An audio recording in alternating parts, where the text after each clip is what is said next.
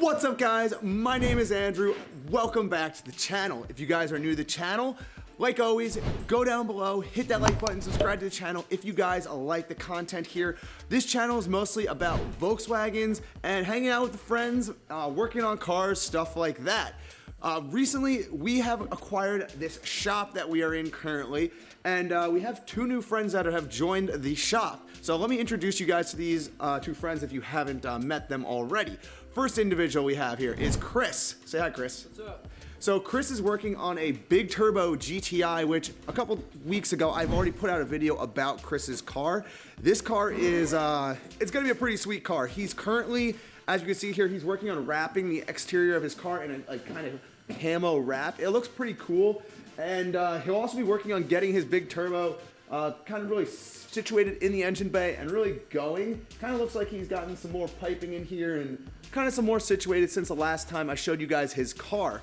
The other person who is now new, has been coming in here a lot more recently. Let's show you guys the GLI. So here you guys go, Sharif. Say hi. What's up, guys? So this is Sharif's GLI. What do you have done to this car, man? Yeah, so this is my baby Remy. She's lowered basically on the ground, if you can see here in the back. She's got 15mm spacers all the way around. I think she's stage 1. I bought the car already tuned, so I'm not really too sure. I plan on getting it retuned soon. I just got to get my front mount on, and I got to get a new turbo inlet pipe. So yeah, there you guys go. So Sharif's gonna be in here working on his GLI. This car is really nice. I really love a GLI. I'm actually debating on buying a GLI as a daily, so we'll have to see. The R32 is obviously the main project, but the GLI may have to be a secondary project maybe coming to the channel. So that's kind of the two new people, and of course behind me, as you guys can always see, the Opel. We are still working on this Opel GT, ripping this thing apart. We've already ripped out the whole interior of the Opel, and we've also started removing stuff from the engine bay. We're hoping to get the engine out within the next, I don't know, weeks or so or something like that. And then obviously guys, in here we have, What's going on, guys? Justin's in here. This is the parts room. You can see Justin is kind of now organizing all the parts for the Opel GT, kind of getting everything all situated. Everything is everywhere. Oh yeah. So just wanted to kind of give you guys an overall view of the shop. We're gonna go work today on the Opel and get some stuff going on that, and probably help out some friends with their the GLI and the GTI. So come along guys, and let's see how it goes. All right, guys, so we're on the driver's side of the car, and we're getting rid of the driver's side door trim. And as you can see in the other videos, that everything has this like silver trim going around it, but I didn't really touch on how to remove it. So now we're gonna be removing the door trim, and I'll show you a little bit on how to do that. What I found of taking out all this door trim and window trim is I have a flathead screwdriver, and then just gently getting underneath it and pressing it out just by wiggling it. And I'm not really too worried about the paint on the car, just because it's gonna come off. And then as you can see, as we're coming up here, there's this little piece here, and then this, you literally just get your flathead corner underneath it and just wiggle nice and easy back and forth, and it pops right out. Just like that. And actually this one looks like it has a rivet on it, so we're gonna have to drill that rivet. We began by drilling out the rivet that was holding on the trim. It is important, guys, to note not to drill too deep or nick the trim while you're drilling. We thought we would be able to remove the window once the trim was removed, but realized that there were several bolts still holding the window in place. There are 2 bolts that hold the window crank on and 2 bolts that hold the window track in place that are underneath the door. Once all 4 of these bolts were removed, we were able to slowly remove the window, as you can see here. Alright guys, so we went over and got the door trim out, and then since the bottom part of the door trim, here I'll come over to you guys. Right here, this trim line right here actually went back and underneath, so we actually had to remove the whole window and window mechanisms. So now all the glass is out and removed, all the trim is removed, this door is ready to be sanded and painted. Same thing with the passenger side. So now we're moving over here to the front shroud, and we're gonna remove all this whole front piece, and then we'll move on to the next step after that.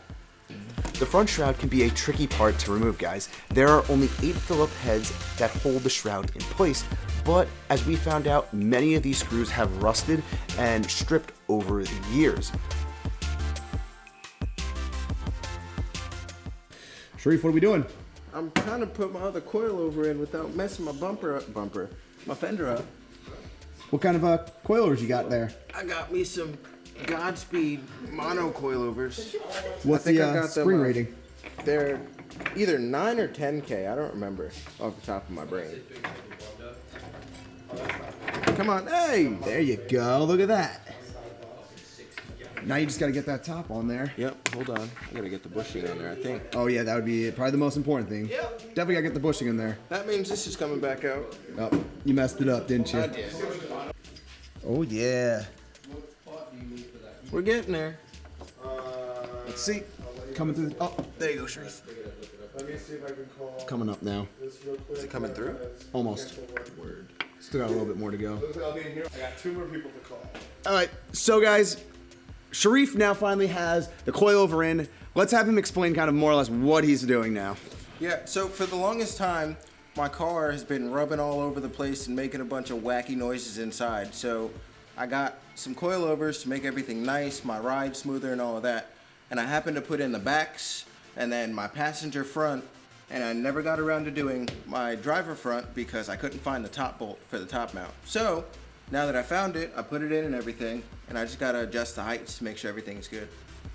Replacing suspension in a car can dramatically change the dynamics of the vehicle.